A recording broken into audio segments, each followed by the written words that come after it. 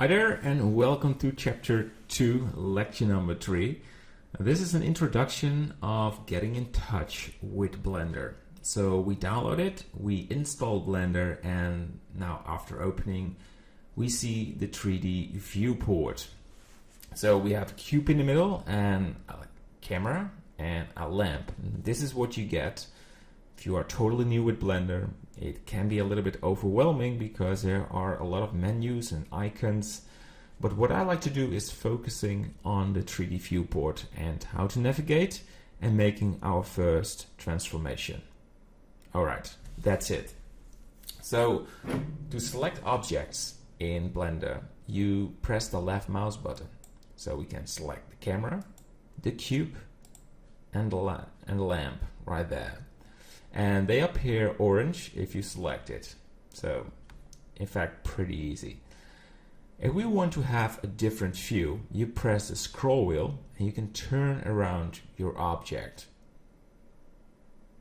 like that. So we made a 360 movement and we're back there and have a view on the cube. And let's select it. If we press Shift mouse wheel, you can scroll or slide left and right, top and bottom, or Control, zoom out and zoom in. These ways of moving in the interface is very useful when you want to have a closer view or just have a slightly different view from the sides, something like that. And if it's out of space, like your cube is there and your viewport is there, and you're confused, select your object, press Control Point, and it's back in the middle. That's something that works very well for me if I lost my objects and you're just far away in the viewport and you're back there. Same for the camera, Control Point, and you're there. Easy as how it is. So you have your object, and we have also the right mouse button. When we click it, we get the object information. So if you want to copy, paste, or do anything with your cube, this is the toolbar where you're gonna do that. We're not doing that right now because that's for another lecture, but that's how you know what the right mouse button is.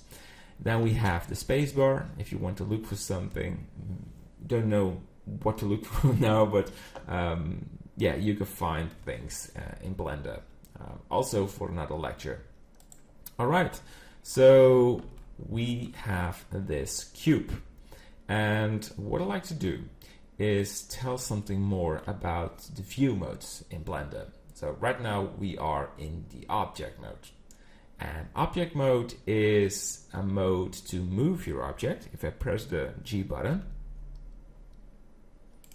and scaling your objects, right?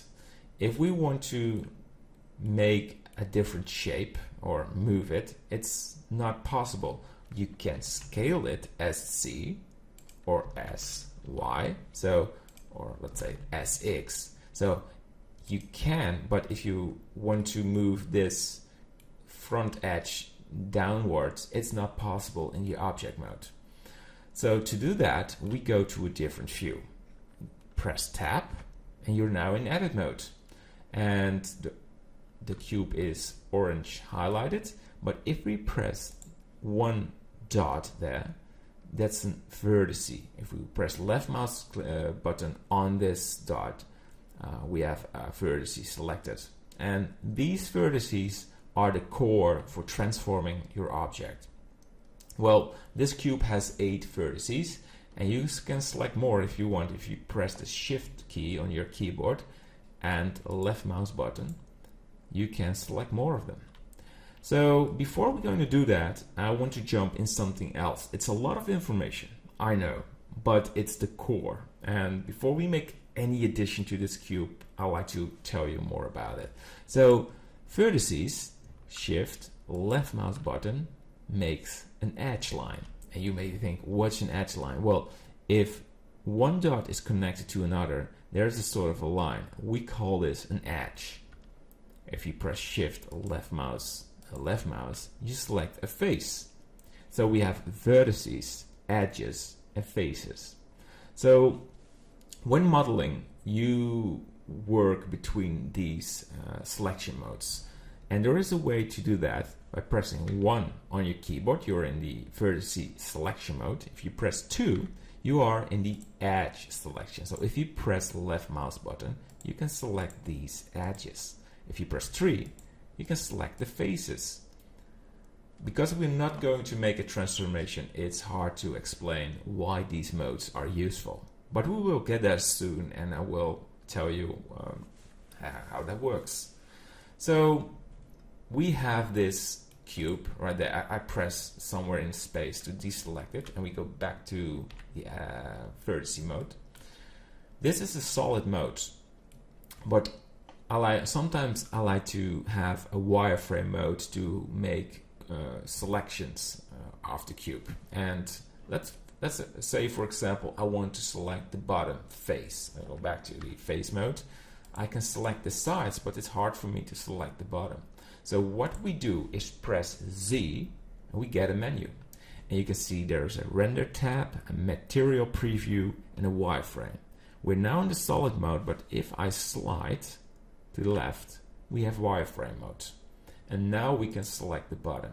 It's useful when you have a more complicated model, complex model, and you want to make some face selections or edge selections. And the wireframe makes that possible. So yeah, but for now we go back to the solid mode, and we have a view of this cube. So I mentioned I want to do something in this lecture, make a transformation, edit this cube, to just show you what 3D viewport is and how to transform a 3D object.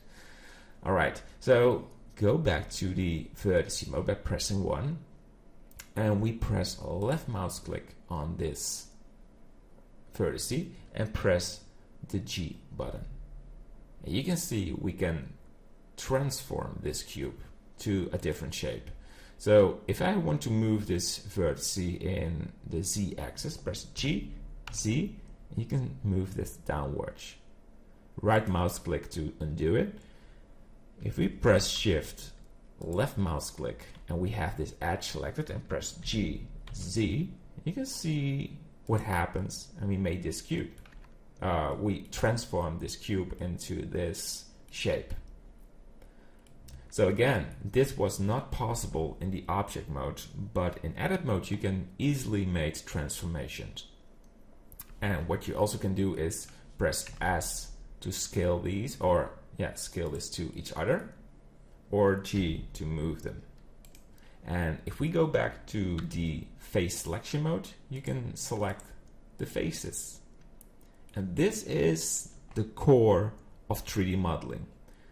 It's not the perfect shape. It's not something I should make for something, but it gives an idea how to make movements, how to make additions.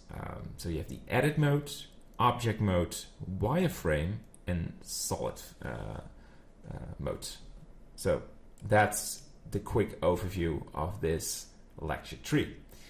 In the next lecture, we will focus a bit more on the viewport, how to have different modes, to have front view, top view, and zoom in some other function.